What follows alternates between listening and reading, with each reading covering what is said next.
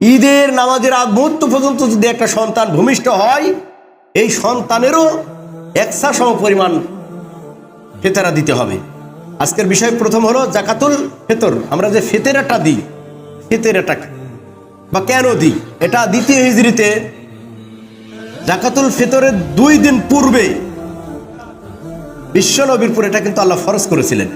এর নিয়ম হলো একসা সম পরিমাণ খাদ্যদ্রব্য দিয়ে জাকাতুল ফিতরা আদায় করতে হয়।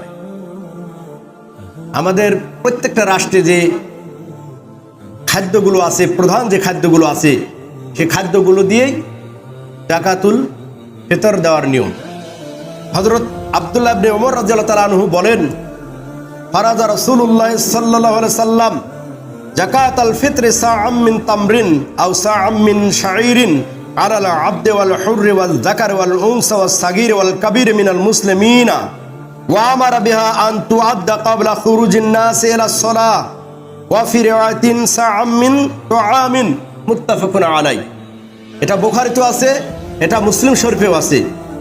আব্দুল্লাহ ইবনে ওমর রাদিয়াল্লাহু তাআলা আনহু থেকে বর্ণিত, তিনি বলেন, আল্লাহর নবী জাকাতুল ফিতরকে ফরজ করেছেন সাআম মিন তামরিন, একসা খেজুর দিয়ে, আও সাআম মিন শাঈরিন, একসা জব দিয়ে, আলাল আবদি ওয়াল হুররি, এটা স্বাধীন এবং পরাধীন সবার উপরেই, ওয়াল যাকার ওয়াল উনসা ওয়াস সাগীর ওয়াল কাবীর মিনাল মুসলিমিন, মুসলমানদের মধ্যে থেকে পুরুষদের, নারীদের, ছোটদের, বড়দের সবার উপরই একসা।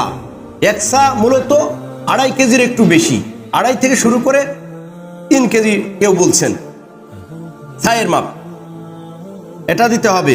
তাহলে এটা কাদের পর? পুরুষদের, নারীদের, বড়দের, ছোটদের সবার উপর দিতে হবে।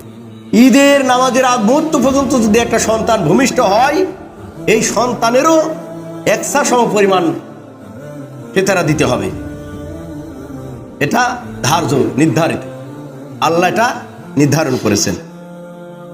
ওয়া আমারা বিআন তুআদ্দা ক্বাবলা খুরুজিন নাস ইলা সলাহ, আর আল্লাহ নবী আদেশ করেছেন ঈদুল ফিতরের সালাত আদায় করতে যাওয়ার আগেই এটা দিতে হবে।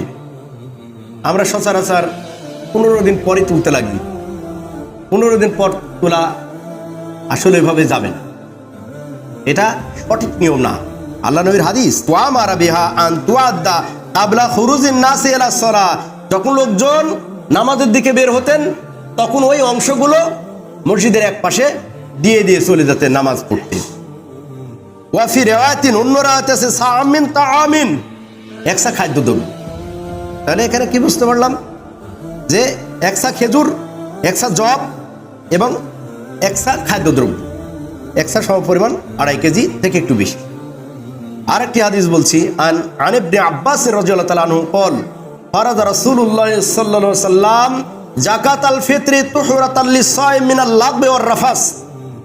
এই জাকাতুল ফিতরটা দেওয়া হয় মূলত 2টা কারণে। 1 নম্বর, আল্লাহর নবী বলেন তুহরাতুল লিসাইম মিনাল লাগবি ওয়ার রাফাস। 2 নম্বর কারণ তুমাতাল লিল মাসাকিন, এটা হলো সায়াম পালনকারী, যিনি সায়াম পালন করেছেন, যিনি সিয়ামগুলো রেখেছেন, ইনার যে ভুল ত্রুটি হতে পারে, এই ভুল ত্রুটির কাফারা স্বরূপ দেওয়া হয়। 2 নম্বর, আল্লাহর নবী বলতেছেন ওয়া তুমাতাল লিল মাসাকিন, মিসকিনদের খাদ্যের জন্য, মিসকিন অসহায় যারা আছে তাদের খাদ্যের জন্য দেওয়া হয়। তাহলে 2টা কারণে জাকাতুল ফিতর আমরা দিই। এক, যারা সায়াম রাখি তাদের ভুল ত্রুটির কারণে, রোজার সিয়ামের ভুল ত্রুটির কারণে, এটা আল্লাহ প্রদত্ত একটা বিধান, আমরা সেটা গরিবদের মাঝে বিতরণ করি। 2 নম্বর, এটা গরিবদের খাদ্যের জন্য আমরা দিয়ে থাকি। তাহলে বুঝতে পারছেন, আল্লাহ নবী বলতেছেন মান আদ্দা ক্বাবলা সলাতি ফাহিয়া যাকাতুম মাকবুলা, যে ব্যক্তি ঈদের সালাতের পূর্বে এটা আদায় করবে তার দানটা মানে জাকাতুল ফিতর হিসাবে কবুল হবে। সুবহানাল্লাহ। আল্লাহ নবী বলেন ওয়ামান আদ্দা বাদা সালাত ফাহিয়া সাদাকাতুম মিনাস সাদাকা, কেউ যদি নামাজের পর এই সাদকাতুল ফিতর দেয় তাহলে এটা জাকাতুল ফিতর হবে না। কেউ যদি নামাজের পরে এটা দেয় তাহলে এটা জাকাতুল ফিতর হবে না, এটা সর্বনিম্ন মানের সাদকা হবে, দান হবে।